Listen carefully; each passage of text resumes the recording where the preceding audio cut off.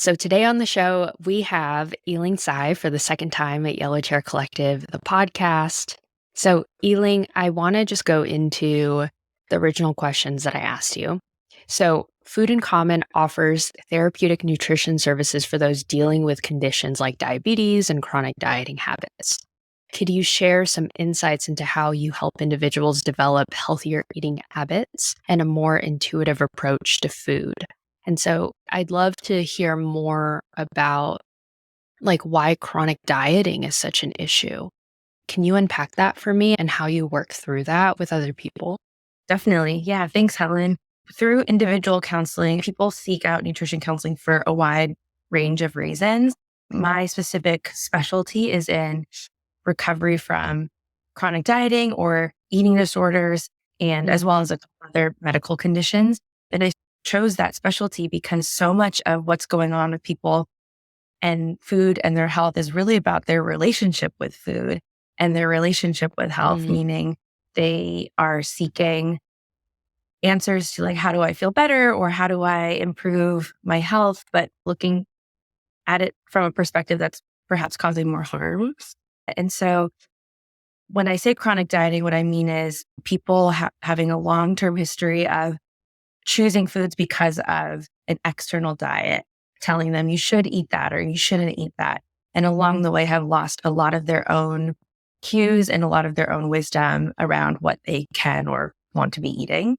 And so my approach is really based in reconnecting people with their body's cues, hunger, fullness, satisfaction, connecting them with their goals, connecting them with their preferences, and really trying to find a space for them to really reclaim their relationship with food away from dieting or other external places. So yeah, chronic dieting is a really big issue. I think all of us are impacted by it, whether we know it or not, just because we live in a society that really parrots diet culture when talking about food.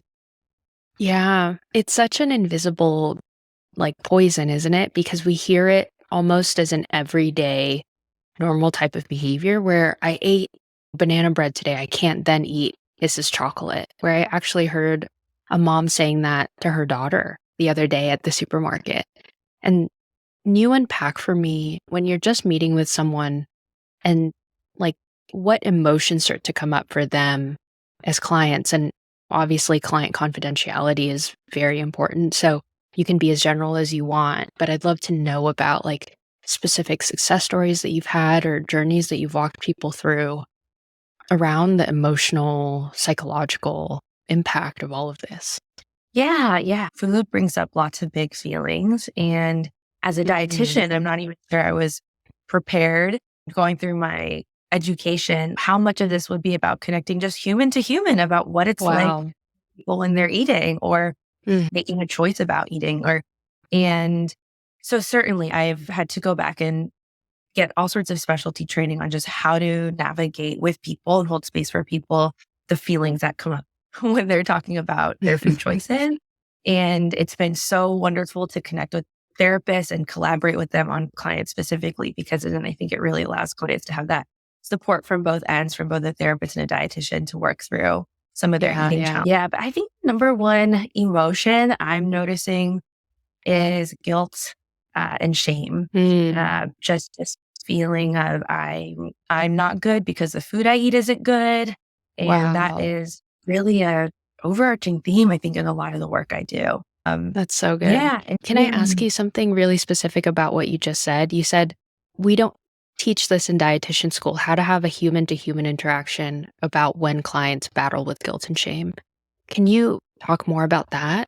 What is it that you didn't learn in school that you feel like you've had to navigate in your career? Yeah, school is very science-based, and it's very much if you have this type of condition or if this is happening in your body, these are the types of micronutrients on a chemical level that can support, or in these different situations, very rarely, we got very limited training on how do you then explain that to somebody and do so in a trauma-informed way or in a way that just makes sense for people or can help them implement this information. That I did not find that to be a big part of our training. We got I can't even believe that. We got tons of training in clinical nutrition, which happens in a hospital setting, and you are Mm, talking to people who are in vulnerable positions about food, but it's not, there wasn't really a lot of information about how to hold a 45-minute session with somebody and understand, how do you understand what they're looking for? How do you support them rather than just trying to be this nutrition expert in the room and handing out papers? that's wild. Yeah. So we did a little bit of motivational interviewing in our training, but I did so much more on that piece after graduating, Mm, just so I could learn how to, actually support people in sessions. It's counseling is so different from just having a conversation, right? We're here to really support them and their needs and help elicit that change talk that can help people get on their way to their goals. So that's something we really didn't learn. And I'm glad there's so many resources out there now for people who want that continuing education. And I think how to manage guilt and shame comes with that too. Learning how to be present for people when they're experiencing those emotions, not be afraid of them, right? We can probably all relate on some level around what it's like to feel like you should be doing something a certain way and not feeling like you're hitting that mark. And I'm grateful for the people who have educated me on how to navigate those types of feelings in sessions. what's your take on TikTok and on Instagram? There's this debate happening between body positivity and body neutrality. What's your take on that? Oh, that's a good question. They can both, I think they can both be really helpful frameworks. It just is up to the individual how they want to be relating to their body. I think body positivity lately, I think the discourse has definitely been co-opted by people who don't have lived experiences in larger bodies. And that's been an unfortunate byproduct of just how of the mainstream narrative of body positivity is lots of people want to be experiencing it and sharing information about it, but maybe not giving proper credit to the folks who have really paved the way for body positivity. So Mm, that's like one of my thoughts about it. That's just the tip of the iceberg, but I think it can be a really useful tool. But I actually am a fan of body neutrality because I'm a fan of food neutrality. And oh, what that means is that there's no, we try to eliminate the moral goodness mm, with loving your body because some people may not feel that's totally accessible or may not be in their best interest to spend all of this energy into loving their body. It's more like it's okay to just feel neutrally about your body, maybe acknowledging I'm present in my body exists, my body moves in a certain way or feels a certain way. And we don't have to attach any sort of emotion or further connection to that statement. I think it creates more room for us to be present in our bodies and focus on other things that people want to focus on. So mhm, they're both really helpful. I have had clients who feel that positivity is the way for them. And I have others mhm, who really focus on neutrality around weight appearance, meaning no weight is better or worse, and how they feel about their body one day versus the next is not better or worse. And mhm. that helps them approach food with a lot more neutrality too. That's so interesting. I know that you serve a very specific population, and your stance when it comes to just who you serve, Eling, is it's coming from a very personal is political type of lens that oftentimes we've politicized so much of the way that we function as a human being, our culture. Some of the people that we come across at Yellow Chair Collective have this very specific story about food and what body means to them because it comes from this like white Eurocentric lens. And the last time you were on the show, we really talked about that a little bit. The one thing when I reflect back on our last interview we didn't get to touch on was just how much of an impact that has on Asian Americans, and especially Asian American second generation people that have had parents that have also inhaled that type of narrative. And can you unpack for me, like when you do come across those types of populations in your work, what are some of the initial patterns that you notice in the people that you work with when working through all of that? I think a couple things come to mind when you're just talking about what we inherit from our families, how that Mm, carries through body story and food story. Really, we learn by observing our elders. And that is something most people I have worked with, and myself included, when I think about it, really, I don't remember learning. You just take it in, and it becomes a Wow. little bit a part of how you think you should be thinking. And so Mhm. a big first step I find in this work, especially with people of color, Asian Americans, is investigating the roots of some of these beliefs. Like, where did you first learn that food isn't acceptable? Or where did you first learn that your body wasn't acceptable or that it had to change in order to be good? And just without judging, but just observing, oh, I learned that from a person in my family, and I don't need to judge them for having that thought themselves, but do I need to carry that with me? And do I need to have that thought be influencing how I behave around food now? So that's a big part of Mhm. the work, I think. And there's Yeah. so many stories around food, obviously, some that can be really empowering for people. I think especially Asian families have such a powerful connection with food. And oftentimes it's like the way we express love or communication across language barriers or cultural differences between Yeah.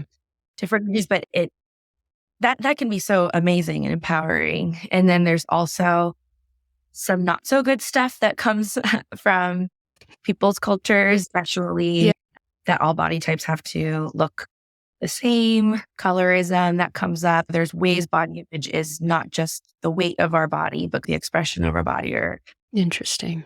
And that's all stuff that can come up in a session. Yeah. Is that sort of what you mean when you say that you take more of the stance of body neutrality and food neutrality because of the messaging that we get when it comes to who we are as people and the food that we inhale? I feel like it's just from a person perspective. I'm taking off my interviewer and human hat and just putting on like a consumer's hat right now of there's so many labels when it comes to food. And so how do you eventually get to a place of food neutrality? From a specialist point of view, I'd love to hear more about what you have to say about that. Yeah. I think it takes a lot of work. It's not something that really comes naturally at all. One strategy I use with a lot of clients is like when they have a automatic thought about a certain food that places it in some sort of hierarchy. Oh, this would be better than the other food, or that food is bad. We start to just label those thoughts, right? Who's talking when you're saying that? Is it Mhm. we're often naming it like the food police or the restrictive thought, the restrictive voice, or people can get really Yeah. creative with that. But it's important to be like, that it's not like in the grocery store, there's a sign that says this is a good food and this is a bad food. We're really learning that and picking that up from the inputs we've had over the course of a lifetime. And so just Mm, naming those automatic thoughts as maybe that's my restrictive voice talking. So let me move that to the side and come up with a secondary thought that's a little bit more neutral or factual or based in my current reality. And that is probably the first step toward neutrality. mhm. And I think reinforcing and practicing that over and over again and just being like honest when things are getting in the way, that is the work of getting to neutrality. And I think another thing is taking action and experimenting with foods, meaning eating maybe, this is hard for some clients, but having an exposure to a food that you have historically labeled as bad and seeing what actually did happen when I ate that. Is it possible that I can eat that food and enjoy it? Or did my body actually feel good or neutral after I ate that food? We hold a Mm, lot of fear about certain foods. And because of that, we might avoid them, or when we eat them, we automatically feel shame and guilt.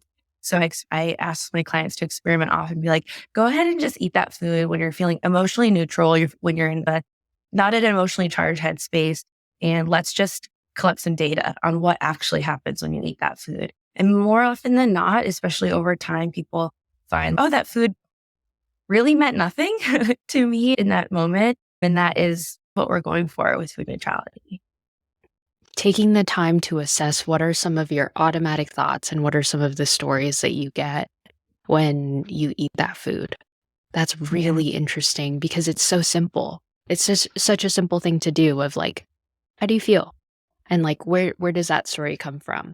I want to pivot into a type of service that you offer where common you do a lot of cooking consultancy. And can you share more about what the positive impact and even some negative impact you've seen doing some of the work that you're doing with cooking consultancy, and why cooking? Yeah. I personally love cooking. I don't think people have to love cooking. That is not how I see my role. But I have found it over my own cooking journey to just be really empowering.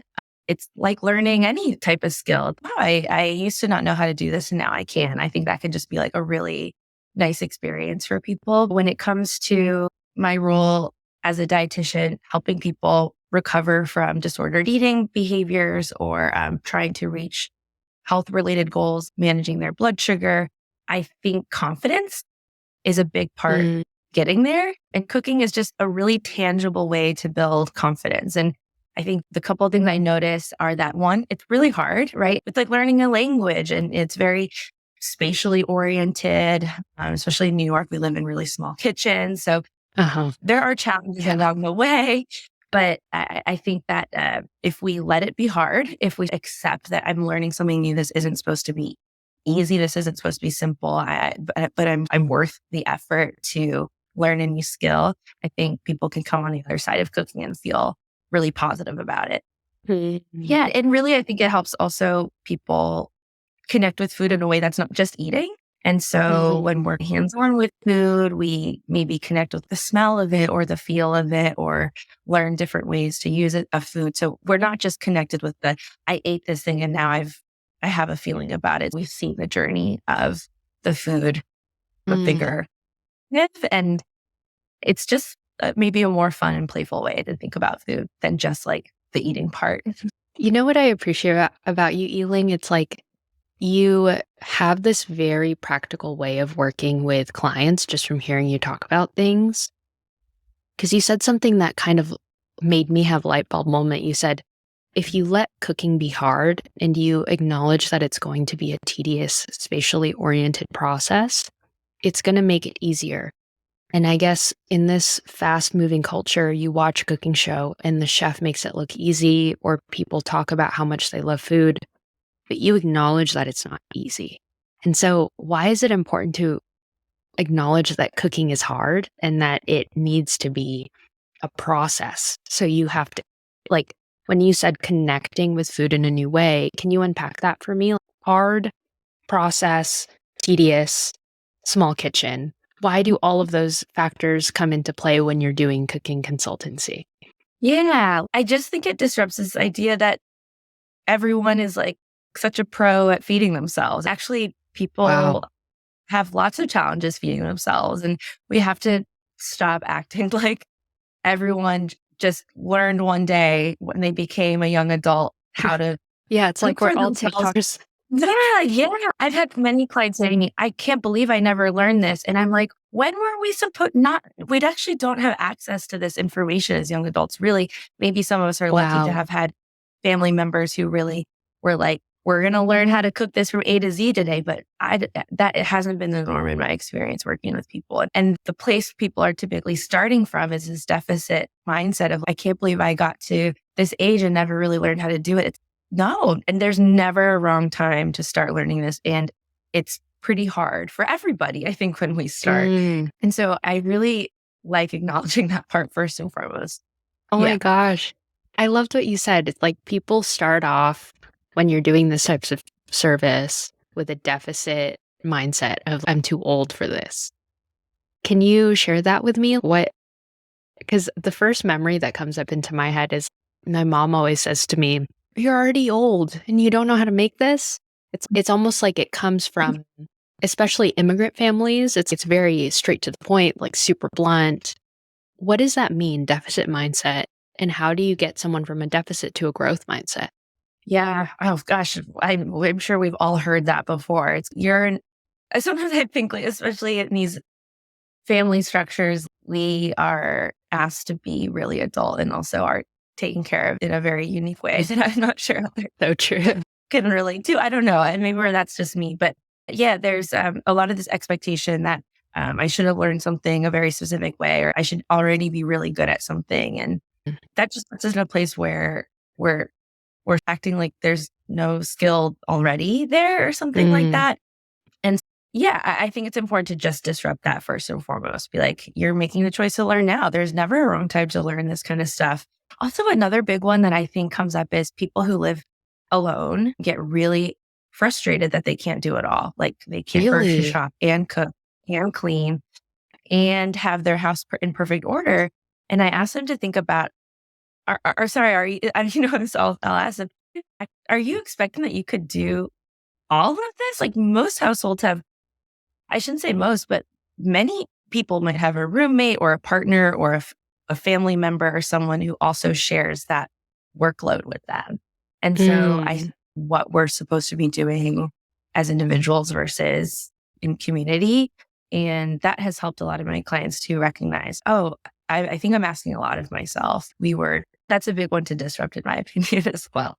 But yeah, once we get to the point of saying, I'm excited to learn a new skill, learning new skills are hard, new skills takes a lot of time and experimentation and failure, then we can start to have a more playful experience with cooking and the tedious tasks that come with it, like cleaning. Like I think you just can't ignore the fact that there's a lot of this stuff that's like making a mess and having to create systems. It's not just this, let's be so totally whimsical and walk into your kitchen and whip up a 3-course meal. There's a lot of processes that go into it. Yeah. I hope that answered your question. I think I was. That really does. Because if I have a master's class subscription, and I'll make this story really quick, but Gordon Ramsay, when he's teaching a person how to make a scrambled egg, he says, I taught my 3-year-old kids how to make this, so you should be able to make this already. And so hearing you talk about it's going to be bad, it's tedious, it's not fun, especially if you're living alone or if you're a person who is just starting out their life. Like the average age of someone who moves out is now later than it was before because of the pandemic. And I think that there's so many moving factors when it comes to our relationship to food that we focus so much on money, happiness, quality of life, that food is a sideline product of that. And we both live in pretty busy cities. Like you live in Brooklyn, in New York. I live in Los Angeles.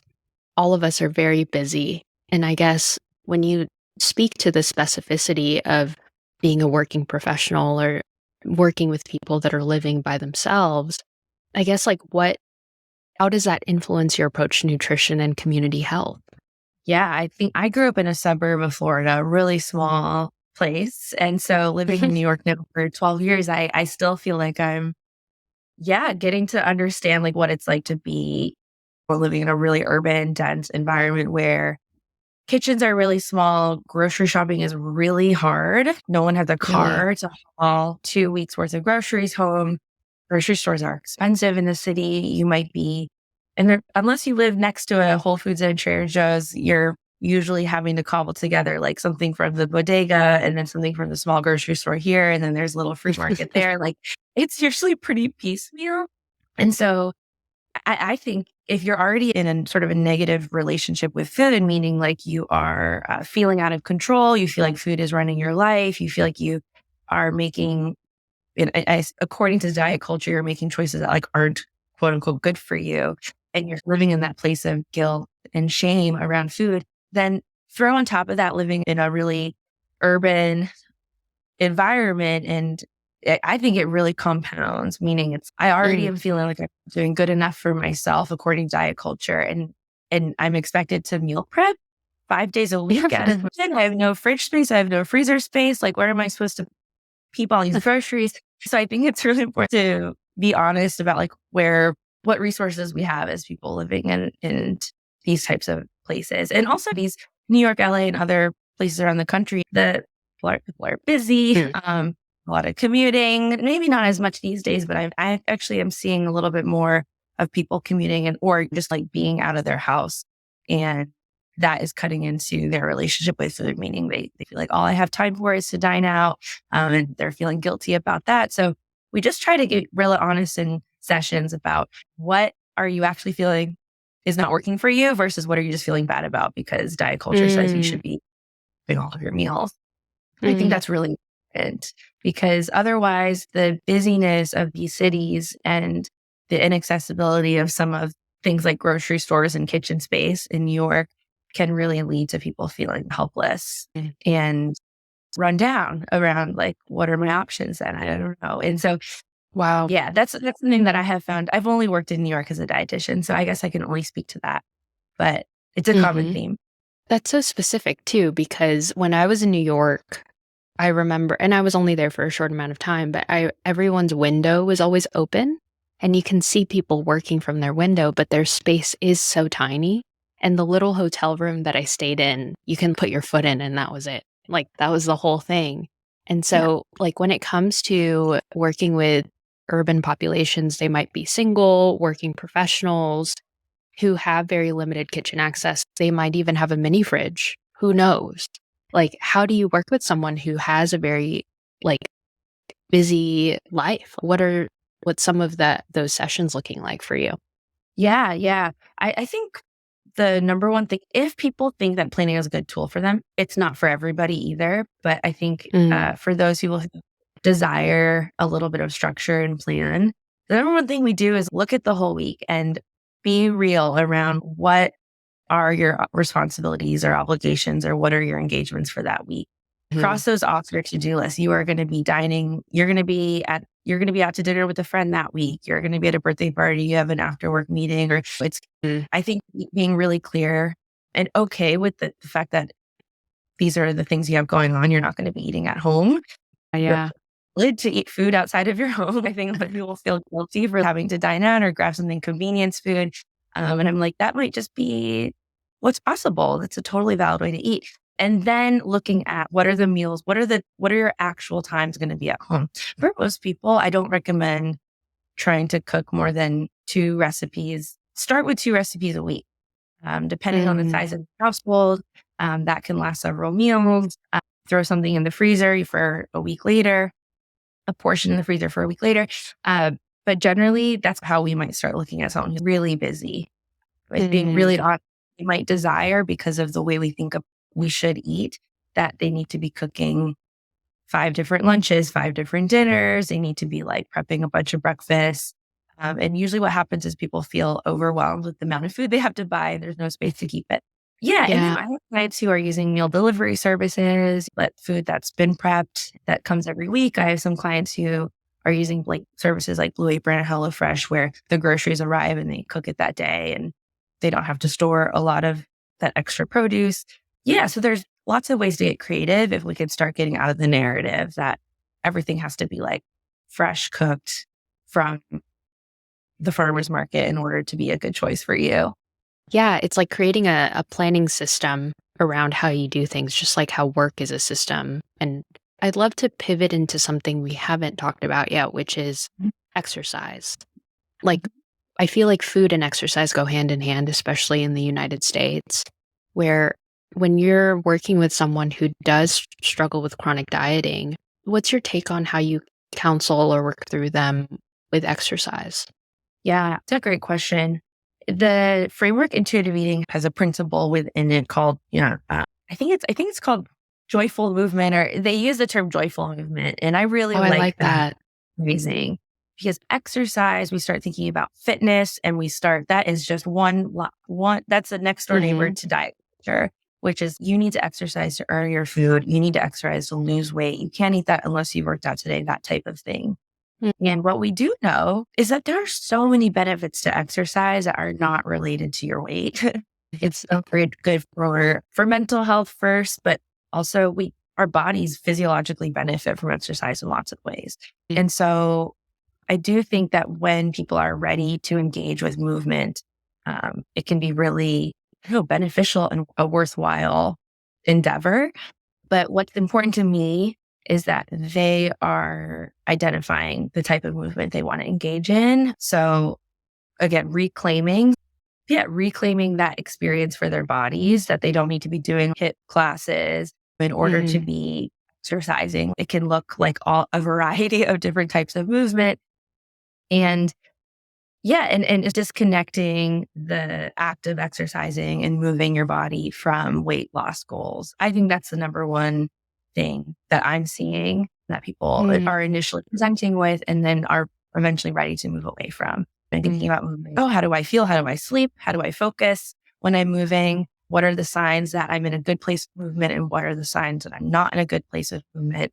And how do I eat depending on if I've moved? It's not about, do I deserve that food? It's more, oh, I've put my body through something. It needs to be replenished. And these are the foods that make me feel replenished after exercise, things like that. So I do find it to be a big part of my work for some people. Not everyone has that as a goal.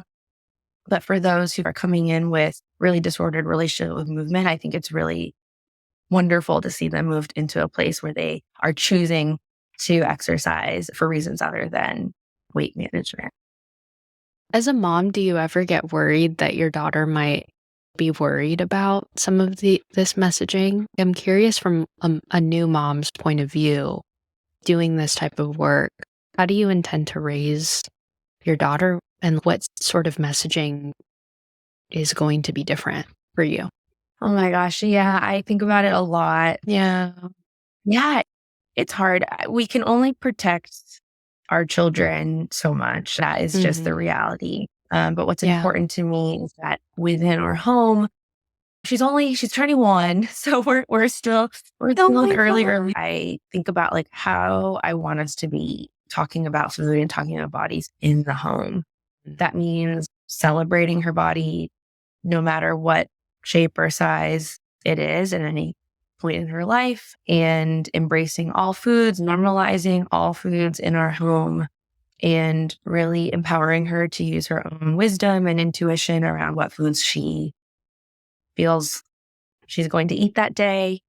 I'm inspired a lot by Ellen Satter's division of responsibility, which is, as the adult, as the parent, I have the responsibility to provide the food. And I have the authority to say that these are the times we're eating. It's not that parents don't have that role, but that kids have the opportunity. Then their responsibility is to say, here's how much of it I think I'm going to eat based on how my body feels. And yeah, I think that division of responsibility is really important in terms of empowering young people, little ones, to engage with bodies and understand what they want, and also take that away from the parents, right? Parents we don't know what other people need to eat or how much they need to eat. So as long as our responsibility is providing the food and regular meal times and positive environments while eating, trying to put the trust in the little one that they will learn to nourish themselves within that environment. So that's how I'm thinking about it right now. It's a little challenge. Even as a almost 1-year-old, I feel challenged sometimes where she's she's been eating solids for 4 or 5 months or something like that. And I even have to notice when I'm feeling a little activated, oh, she didn't eat as much of that particular food as I wanted her to. Then I have to notice myself having that reaction. And okay, thanks. Yeah, it's really hard. It might come down to, and this is oversimplifying it, but again, recognizing, hey, is that thought something I learned or picked up along my own upbringing? Is that something I want to carry on?